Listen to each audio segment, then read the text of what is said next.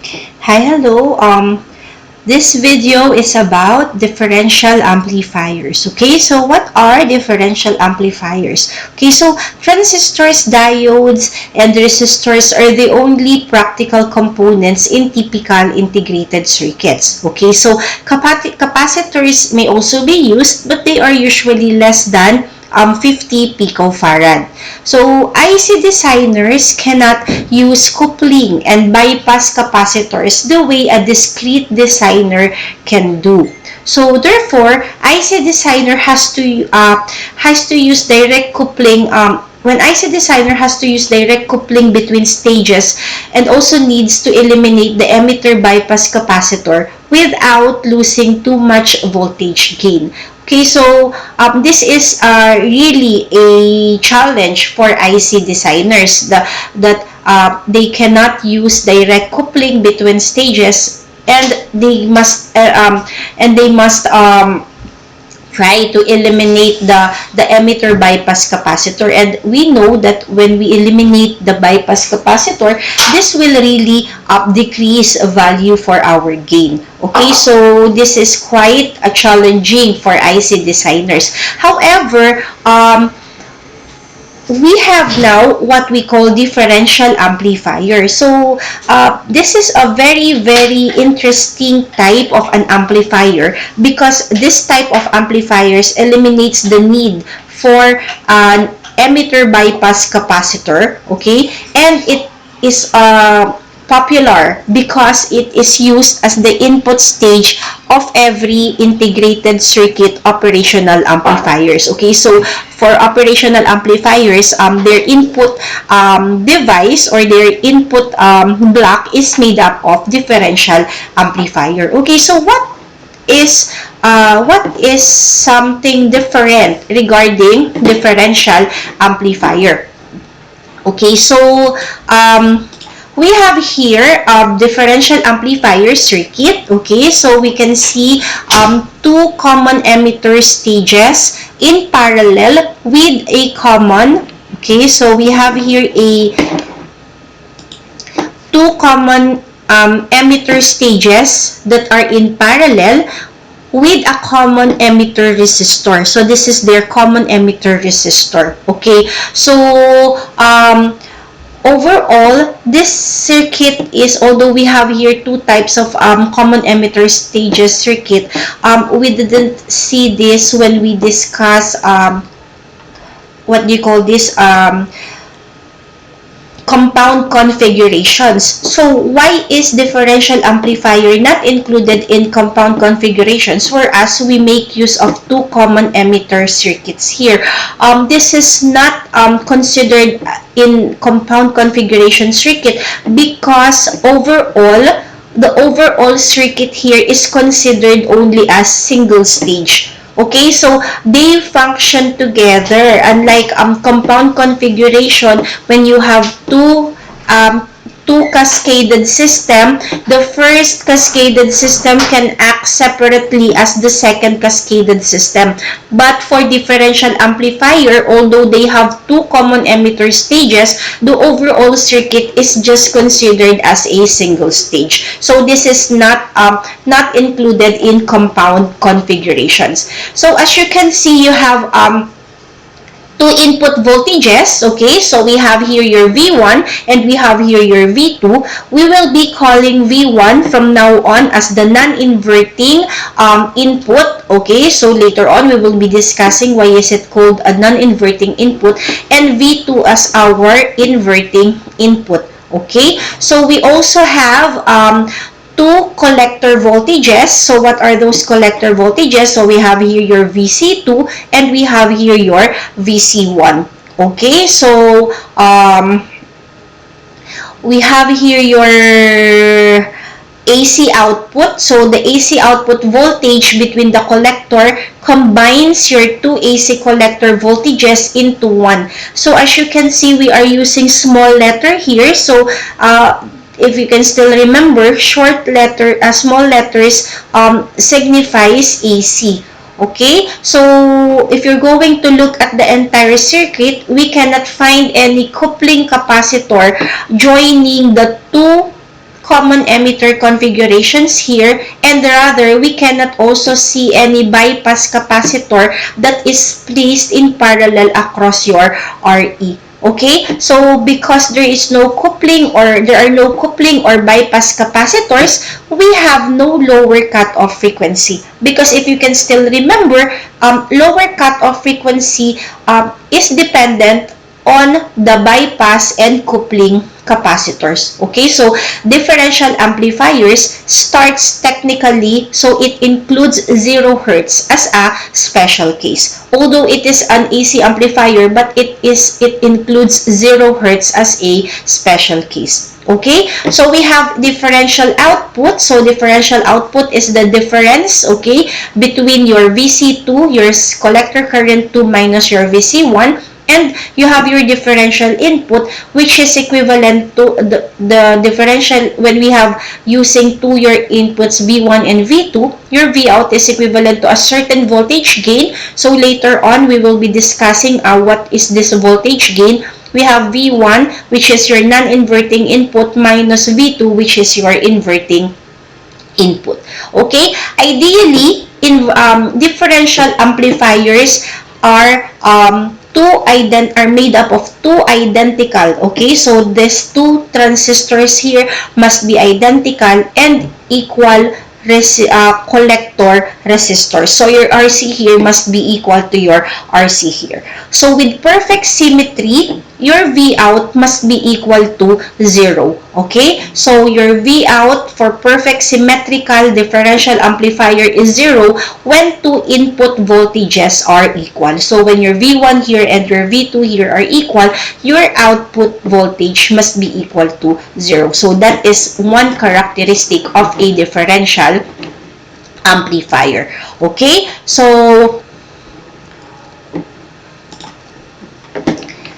when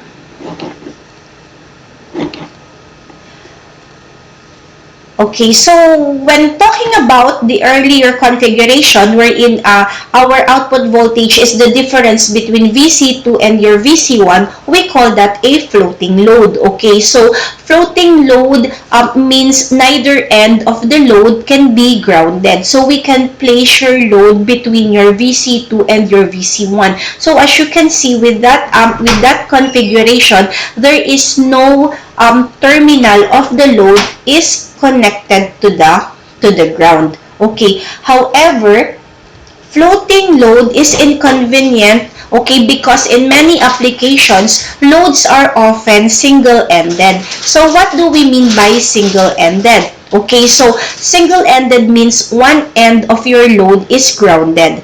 Okay, so in the figure, this is the most widely used form of differential amplifier. So we have here your first terminal, which is your output, and considering the second terminal to be grounded. So this is what we call single-ended. This is what we call the floating load because neither of the terminal is connected across the ground. Okay, so it can drive, so this is widely used because it can drive single-ended loads like common emitter stages, emitter follower, or other circuits. Okay, so the collector resistor in the left, if you can see, there is no collector resistor here because it has no purpose anymore. So we therefore just remove it. Okay, so this is the symbol, okay, being used for a differential input. So when we say differential input, we have two inputs here and a single-ended output. So we have one terminal for the output. However, so the output voltage here is also equivalent to AV because we have here two inputs. So voltage gain multiplied by V1 minus V2. However, for single-ended configurations, we have to remember that your gain, okay, the voltage gain is half as much as with a differential output. Okay, so if our differential gain is if our differential gain is 50, for example, so a single-ended gain will only be half as much, or just 25. Okay, so this is also the same symbol that is being used for operational amplifier. So the positive here signifies a non-inverting input, and the negative here signifies an inverting input rather. Okay, so we have here the different configurations for a differential amplifier. So we have a non-inverting input and a differential output. Often only one of the inputs is active and another one is grounded. So in this case, only the non-inverting input is active, and as you can see, the inverting input V2 here is grounded. So for this type of configuration, this is differential output. So we have here your V out is equivalent to a voltage gain multiplied by your V1.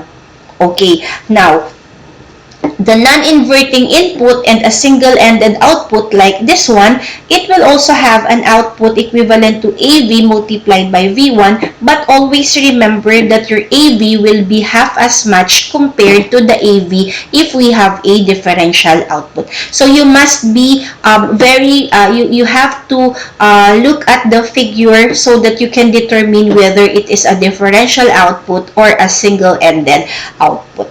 Okay, and then we have here your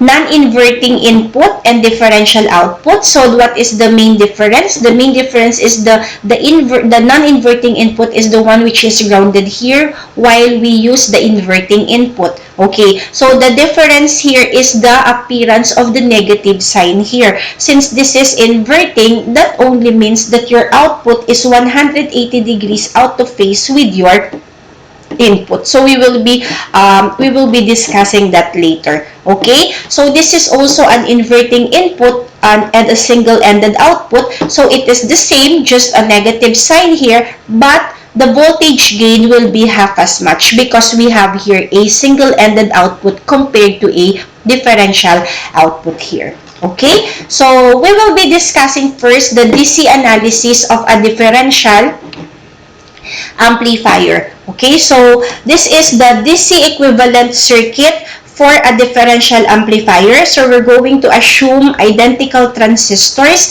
and equal collector resistors. Both bases are grounded. So why DC analysis? Because we said that your V1 here and your V2 here are AC inputs. So that we can analyze this purely DC, we will ground first your non-inverting input V1 and your inverting input V2 here. Okay, so we make use of a dual supply emitter bias. So we have your plus VCC and we have your negative VEE. So dual supply emitter bias is wherein the most of the negative supply, this is your negative supply voltage, appears across the emitter resistor. Okay, so therefore this emitter resistor here appears as a fixed emitter current, wherein your current that flows here is simply equivalent to VEE. So VEE divided by your RE. So for ideal analysis, okay, so we can say that our tail current, so why do we call this as a tail current? So another term for this class is a long tail pair. Okay, so the two transistors share, so these two transistors share a common resistor RE. Okay, both of their emitter current goes to your RE. Current through this is called your tail current. Now, this is the common mistake, okay? So, the tail current is very different from the emitter current. Where is your emitter current? The emitter current is the current flowing across this transistor here. This is the emitter, right? So, the emitter current flowing here and the emitter current flowing here. So, what tail current that we are talking about is the current that flows across your RE here. So by looking at this one, we can see that your tail your tail current is the summation. Okay, so the summation of your two emitter resistance. Okay, so we can use ideal analysis. So this is fine for troubleshooting and preliminary analysis. And we're going to assume that these two transistors are perfectly matched. So the tail current here is equivalent to VEE divided by RE. So as you can see, the negative terminal is connected here. So the current is negative, positive. So it will pass through in this manner. Okay, so having your tail current flowing downwards, okay, across this RE. And that tail current for ideal analysis is equivalent to VEE divided by RE. Now, assuming perfectly matched transistors, we can see that the emitter current of each transistor are just equal. So it is just equivalent to IE, which is equivalent to the tail current divided by 2. So some take that this is total current because this is the total current between the two emitter currents, but the proper name for this class is a tail current. Okay, so we have here DC voltage across on either collector. So the voltage VC here is just equal to the collector voltage here, and that is equivalent to your VCC minus, of course, the drop across your resistor, which is IC multiplied by RC. Okay, so that is your ideal analysis. Okay, however, we may want to consider the drop, okay, the drop of your VBE, and that is equivalent to 0.7 for silicon transistors and 0.3 for germanium transistors. However, silicon transistors are used most compared with germanium transistors. So we will just assume it to be equivalent to 0.7, okay, theoretically. So for the DC analysis second approximation, so your tail current is now equivalent to VEE because we have here your VBE. So that is VEE minus VBE divided by your RE.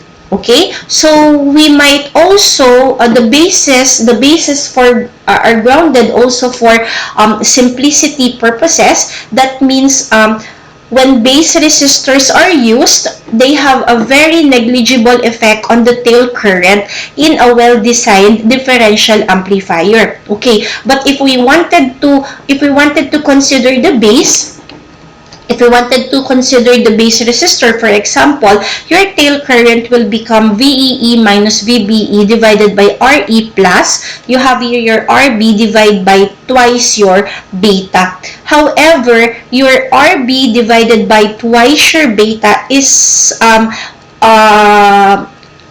what you call this is always or frequently less than 1% of RE. So if it is very, very small, considering just 1% of your emitter resistance here, so we can neglect the value of your base resistance. Okay, so for DC analysis, base resistance can be negligible, but they can produce input error voltages when the two halves of the differential amplifiers are not perfectly symmetrical. Okay, although this is already with regards to input error voltage or the AC analysis, and we're going to discuss that later, particularly in videos with operational amplifiers. Okay, so mostly what are we using is the DC analysis second approximation, wherein we make use of the value 0.7 here for your VBE. So we have here an example. So calculate the currents and voltages using ideal and second approximation. So this is very simple, class, because technically your differential amplifier circuit is fixed, so it will always look like that. So the only thing that would change will be your value for your VCC and your VEE, which they are always equal, and then of course your value for RE and your value for RC. But the circuit configuration, okay, so the circuit schematic will always be the same. So I have here the solution for this type of problem. So for ideal first, okay, ideal, we will not yet consider the value of our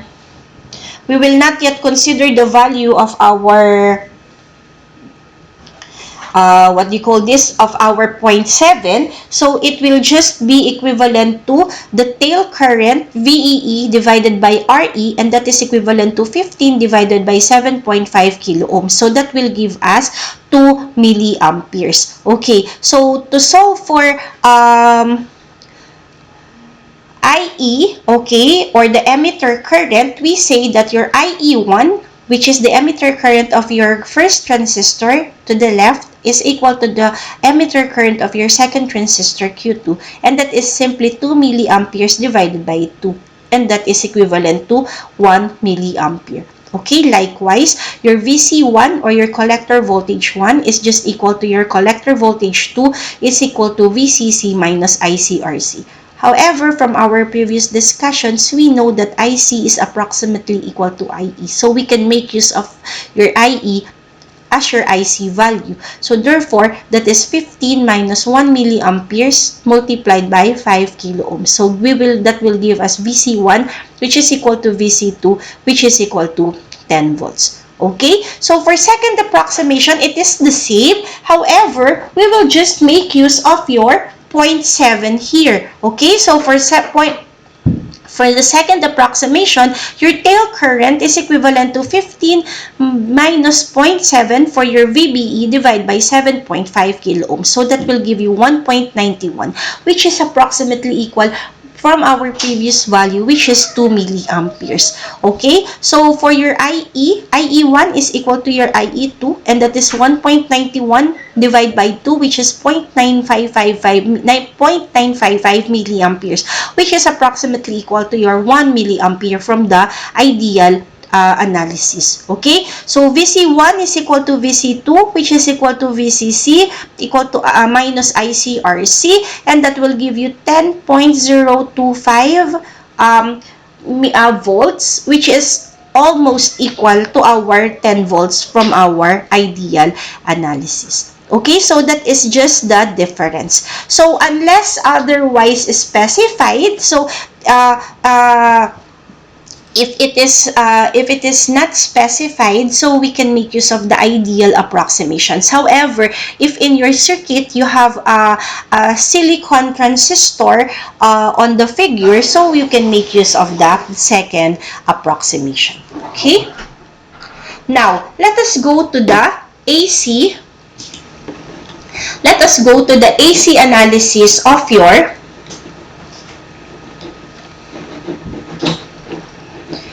AC analysis of a differential amplifier. Okay, so we have here, we will be starting, okay, so with large RE, the tail current is almost constant, okay, when a small AC signal is present. So we have here, so with a large value of RE.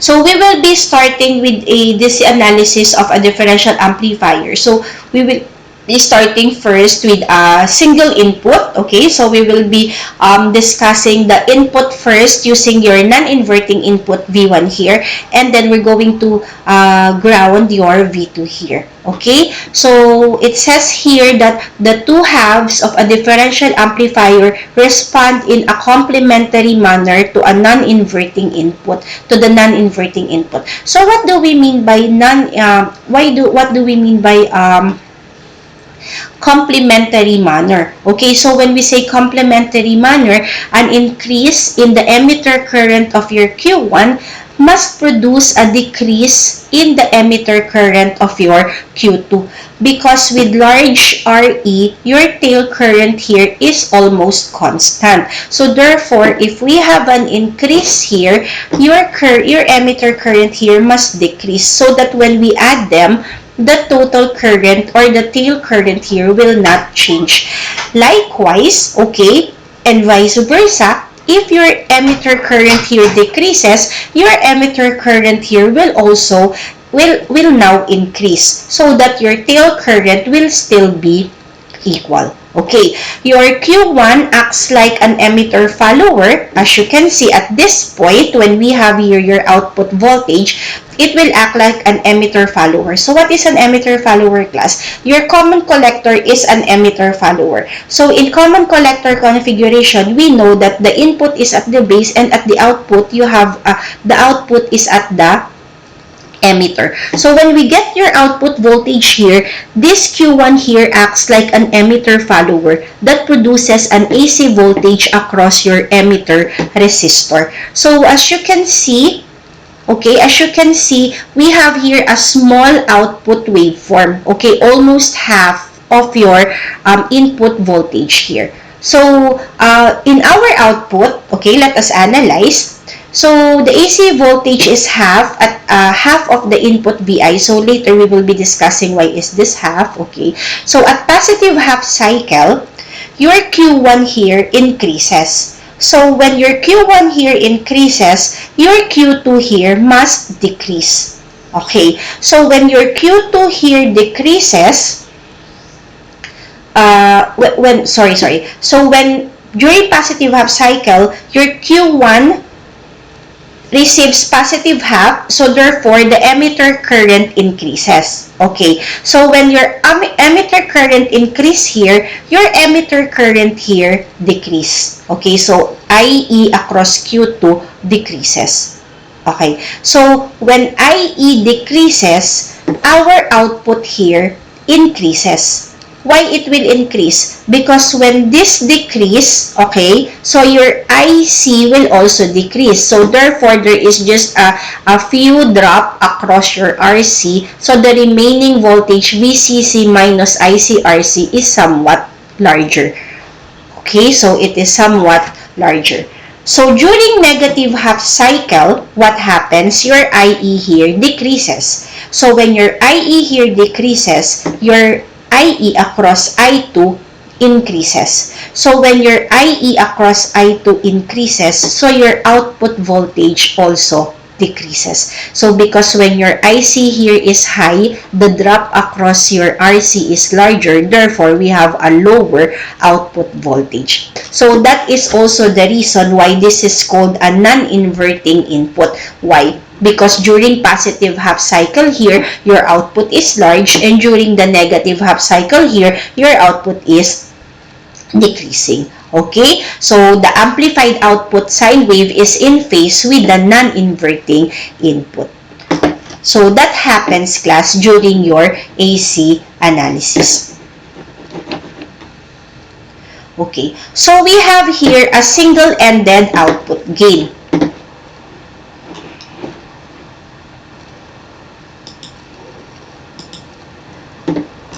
So this is the AC equivalent circuit. As you can see, look at the AC equivalent circuit here.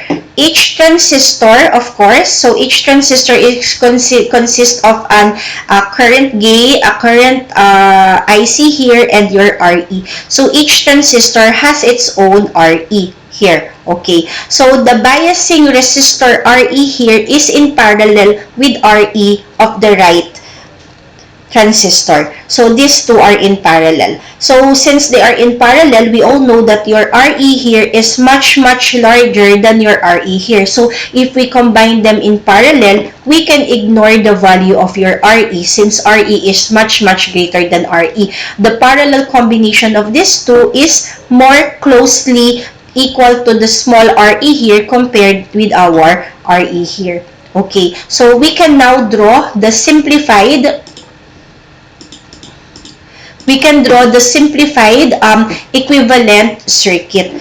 Okay, so in here, the input voltage VI across the first RE now is in series with your second RE. Okay, so this also explained why the voltage across here is only half, because your input VI here, considering this RE to be equal, will just be divided into 2. Therefore, at this point now, the voltage that will appear here is half of your input. So the AC voltage across the tail resistor is half of the input voltage. Okay, so let us see what will happen.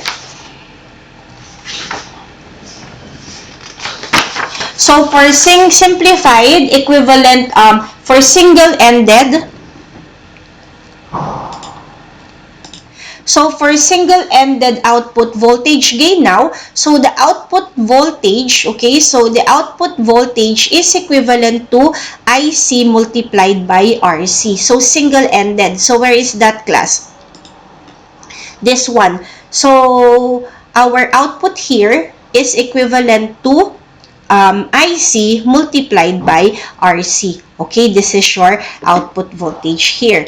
Now, the AC input voltage is the voltage across here if we're going to have a loop. So we have here your VI minus IERE, okay? So minus another IE here. So that is equivalent to VIN, equivalent to IERE plus IERE. So coming from the two RE or emitter resistances.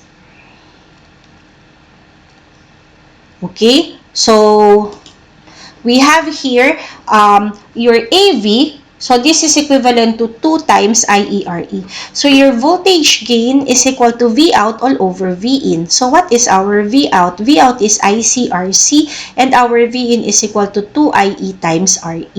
But we know that IC is approximately equal to IE, so we can just cancel out your IC and RE. Therefore, we have your voltage gain. Okay, so this is what we call your single-ended voltage gain, which is equivalent to RC divided by 2RE. So as you can see, we don't have a negative sign here because we use the non-inverting input. So for non-inverting input, your output voltage is in phase with your input voltage. Okay, so this is how it will look like. Now, what happens? So this, since the two resistances are equal, okay, so a quiescent DC voltage VC exists at the output terminal. So the voltage is not part of the AC signal because, like as we said, it's AC. So the AC voltage V out in any change from any quiescent voltage, in an op-amp, the quasi-DC voltage is removed, okay, in a later stage because it is somewhat unimportant. Okay, so we have here what happens if we have a differential. Okay, so what do we mean by differential? This is your differential output gain. So the difference is that we use 2V out here. So since we have 2V out here, we have here 2RC. We have here your VC2 and we have here your VC1. Okay, so the AC equivalent for a non-inverting input differential output is like this. So the analysis is almost identical to the previous except that the output voltage is twice as much. Okay, so how do we prove that? So this is your differential output gain.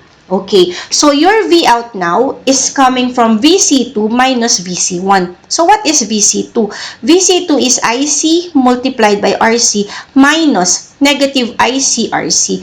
Now, why do we have a negative sign here? So the second minus sign appears because your VC1 signal is 180 degrees out of phase with your VC2 signal. So this is minus. Okay, so they are in what you call this, out of phase. So out of phase is represented by a negative sign. So that will give you V out, which is equivalent to 2IC multiplied by RC. Now, as looking back to our circuit, there is no change in the input terminal, so therefore our input is still the same. So when we get your VAV or voltage gain, we have here your V out all over V in, and that is equivalent to 2ICRC divided by 2IERE. Now, IC is approximately equal to IE, so we can cancel out your IC here and your 2 here, giving us a voltage gain for, okay, so giving us a voltage gain equivalent to RC all over RE. Okay, so this is quite easy to remember. Okay, so this is quite easy to remember. Why? Because this is the same as the voltage gain for a common emitter configuration stage. The only difference is for common emitter configuration stage class, okay, our gain has a negative value, minus RCRE. So this time, we don't have a negative value because we use the non-inverting input. Okay? So for a for an inverting configuration, the AC analysis is almost identical to the non-inverting analysis. The only difference is the inverting input V2 produces an amplified and inverted AC voltage. So how do we prove that? So if we have here your input, okay, so during positive half cycle, your IE here is maximum. Okay, so when your IE here is increased, your IE here will be decreased. However, when your IE here is maximum, our V out here is inverse. Okay, or it will be decreasing. So if this decreases, that is the time that your V out will be increasing. Therefore, we have a what? Out of phase. So the only difference here, class, is the output here is 180 degrees out of phase, but technically the same. Okay, so for a single stage, it will just have a negative RC all over 2RE. For differential stage, it will be minus RC all over RE. So this circuit here shows a differential amplifier, but what did you notice? Using PNP transistors. So this, if you can still remember, this is your symbol for a PNP transistor. Okay, so this is NPN and this is your PNP transistor. Now, what happens if we have a differential input? So from the previous analysis, we make use of only one input, either the non-inverting only or the inverting only. So for differential input configurations, we use both inputs. Okay, so both inputs are active at the same time. So in this case, your differential input will be AV multiplied by V1 minus V2. So we can make use of the superposition theorem. Okay, so what is your superposition theorem? So we're going to separate your inverting and non-inverting, and then we will be combining the result. So if we're going to do that, okay, so for differential input, it will be like this. So for differential input configuration, okay, so for non-inverting, our V out is equal to AV multiplied by VI. Okay, so we have done that just a while ago. And then for inverting, that is equivalent to V out, which is equal to minus AV multiplied by V2. So in superposition, after doing them individually, we're going to combine the two, giving us your V out equivalent to the voltage gain multiplied by V1 minus V2. Okay, so this will be your differential output. Okay, so to summarize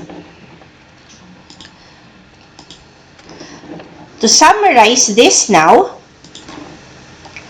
we have here your table of voltage gains. Okay, so the voltage gain is maximum with a differential output. The voltage gain is cut in half when a single-ended output is being used. So we have here, when you have a differential input and a differential output, so our voltage gain is RC all over RE, and your V out is equivalent to voltage gain multiplied by V1 minus V2. So for a differential input and a single-ended output, so your voltage gain will become RC all over 2RE, and your V out is the same, so V1 minus V2.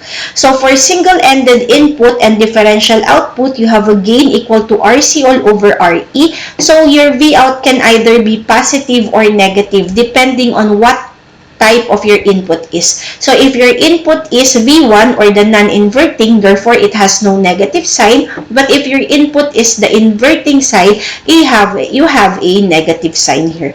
Okay, so the same is true with this one, but single-ended. So the only difference is that we're going to cut your voltage gain into two.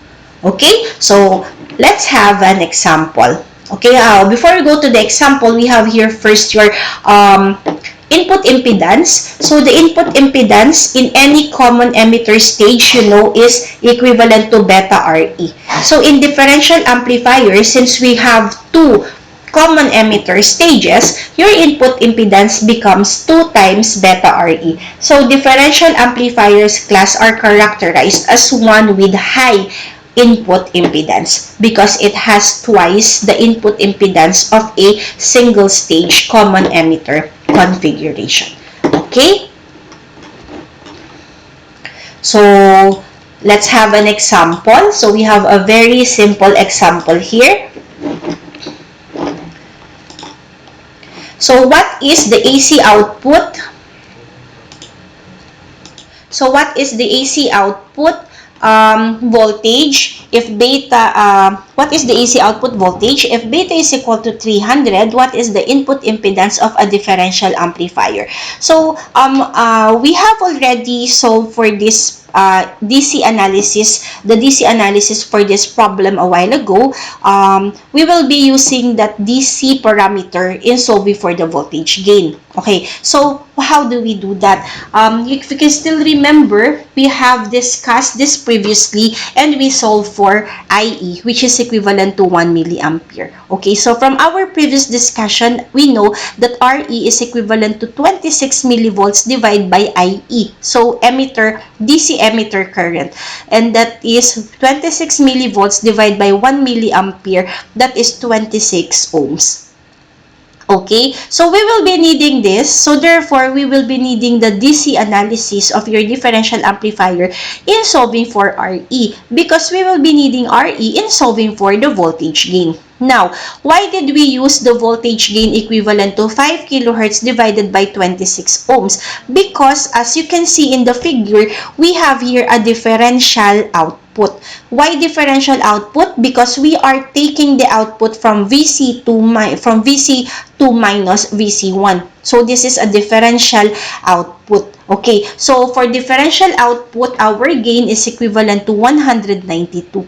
So your Vout is equivalent to the input voltage, which is 1 millivolt, divided by the gain, which is 192. That will give us 192 millivolts. So your Vout from 1 millivolt, it was amplified 192 times. So it is positive. Why? Because we use the non-inverting input. So for the input impedance, it is very simple. We just have to use the formula. So that is Zin is equivalent to 2 beta Re, and that is equivalent to, okay, so that is equivalent to 2 times your beta, which is 300, and your Re is equivalent to 26. So your input impedance is 15.6 kilo ohms. So quite high as input impedance. So differential amplifiers class are characterized as high input impedance. Okay, so we have another example. So this is our next example. What is the AC output voltage in the figure? Okay, if beta is 300, what is the input impedance of the differential amplifier? So what is the difference from our previous example? So in this case, we only have a single-ended output. So what is the impact of having a single-ended output? Our gain will be cut into half, okay? So since we do not have our DC analysis for this yet, we will be starting the analysis using DC. Okay? So using DC, we have here, we have to solve first for the IT current. So it is not mentioned if we have a silicon transistor here. So therefore, we can just make use of the ideal, we will just make use of the ideal analysis. Okay, so your tail current is equivalent to 15 volts divided by Re. So that is 15 microamperes. Okay, now your IE1 assuming symmetrical, is just equal to your IE2, which is half of your 15 microampere divided by 2. So, 7.5 microampere. Now, this class is the common mistake usually being done. After solving for IT or the tail current, they are already using the tail current in solving for RE, which is wrong. Okay, so the formula for RE is 26 millivolts divided by IE. And tail current is not yet your emitter current. We still have to divide this by 2 by looking at the configuration. Okay, so we have here 7.5 microamperes, so that will give you RE, which is equivalent to 26 millivolts divided by IE. That will give you 3.47 kiloohms. Now, in solving for the voltage gain now, your voltage gain is equivalent to 1 mega ohm divided by 2 times 3.47 kiloohms. Now, why do we have 2 in the denominator? Because our circuit is single-ended output. And if we have a single-ended output, we have 2 in the denominator, giving us a voltage gain of 144. So your V out now is equivalent to 7 millivolts divided by 144, and that is equivalent to 1.01 volt. So from 7 volts, or 7 millivolts rather, it was amplified by 144 times. Again, this is positive, okay? Why? Because we make use of the non-inverting input or your V1. So as for Zin is equivalent to 2 beta Re multiplied by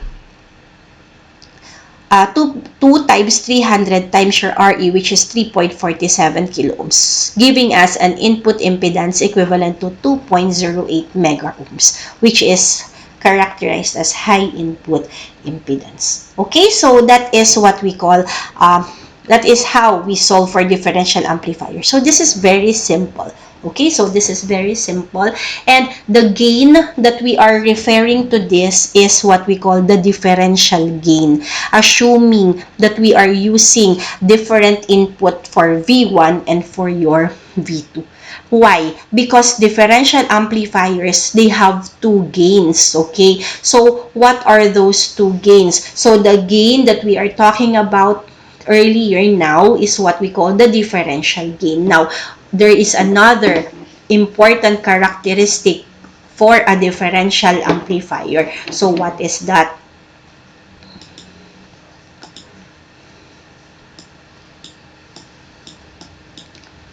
Okay, so this is a differential input and a single-ended output type. Okay, so when we say common gain, we are using the same input voltage. So what is the difference from our previous configurations? V1 is different from V2. Okay, now in this common mode gain, okay, so we use the same input V in common mode. So CM is for common mode. So both inputs are common, okay, for V1 and V2. So same input voltage V in CM is being applied to each base. So this is what we call a common mode signal. Okay, so one special characteristic for a differential amplifier is that a differential amplifier does not amplify common mode signals. So what is the importance of this? It is an amplifier, but it does not amplify common mode signals. Okay, so if the differential amplifier is perfectly symmetrical, no AC output voltage with a common mode input. Why? Because V1 is equal to V2 and V1 minus V2 will be equal to 0. Now, if since we have no ideal amplifier, so if not perfectly symmetrical, there will be a very small AC output voltage. Okay? So, no one would deliberately use a differential amplifier this way because the output voltage will really be equal to 0 ideally. Okay, now, what are those signals that we do not want to amplify? Usually, class, they are static, okay, signals, interference, and other undesirable pickup, okay, noises, which are considered as your common mode signals. Okay, so your bases are like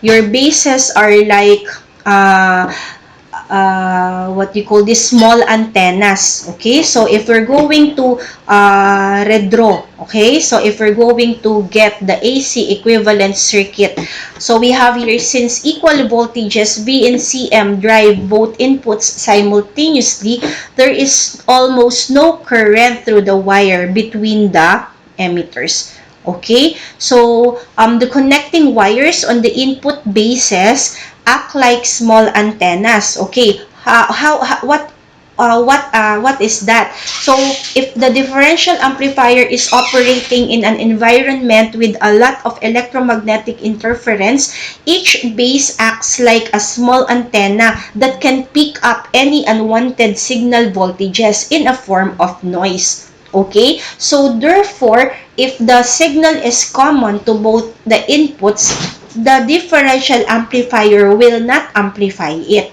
Okay, so it is very, very popular because it can discriminate against these common mode signals. Unlike any other amplifiers, okay, so if you use just a normal amplifier, when you have a signal and when you have a noise within that signal, both the signal and the noise will be amplified. But using differential amplifier, it can discriminate what is your actual signal and what is your noise signal, and it will only amplify your actual signal, and it will not amplify the common mode signal, which is your noise. Okay, so for operation, since there is no current that will pass through the wires anymore, we can remove the wires between these two bases. Okay, so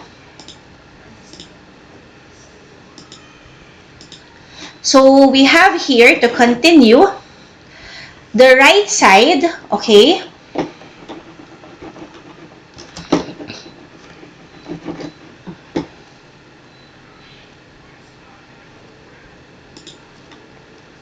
So the right side, so we removed, okay? So where did this 2RE came from? So from the RE, we just divide it into two. So if we connect this, if we get the parallel combination of this, it will just be equal to your RE here. We just divided, or we just separated your RE here for discussion purposes. So the right side acts like a swamped amplifier with the common mode input. Okay, so since a common mode signal, the right side of the circuit is equivalent to a heavily swamped common emitter amplifier. Since RE is always greater than RE, okay, so we know that we have an RE here, small letter RE, but since they are in series, okay, your small RE here will just be eliminated. Or if we add that to 2RE, it will just have a very, very less or insignificant effect. So when we say swamped amplifier, this is an amplifier that uses a partially bypassed emitter resistance. So we are somewhat bypassing the effect of your small RE. Okay? It uses a partially bypassed emitter resistance to increase the AC resistance. So instead of using the AC resistance RE only or small RE only, it appears like 2RE. So therefore, for a common mode gain, okay, so the voltage gain when you use common mode is just equal to RC, but this is instead of RE, small RE, it will be 2RE.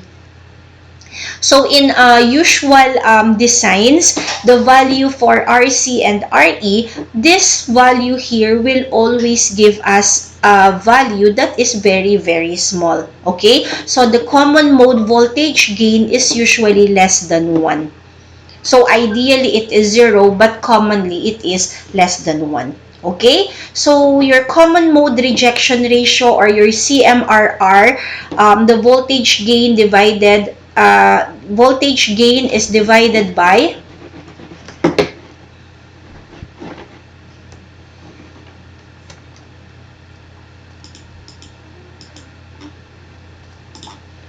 Okay, so voltage gain divided by the common mode voltage gain.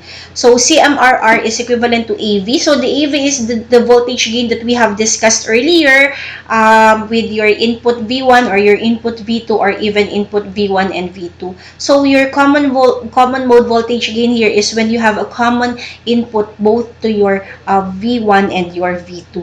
Okay, so if you're going to design, okay, or if you're going to decide between two types of differential amplifier, you have to choose the one with the higher CMRR. Okay, because when you have a higher CMRR, therefore it is better in not amplifying your common mode signal. Because in getting high CMRR, that only means that your AV here is very, very low. So the smaller the value here, the higher your CMRR.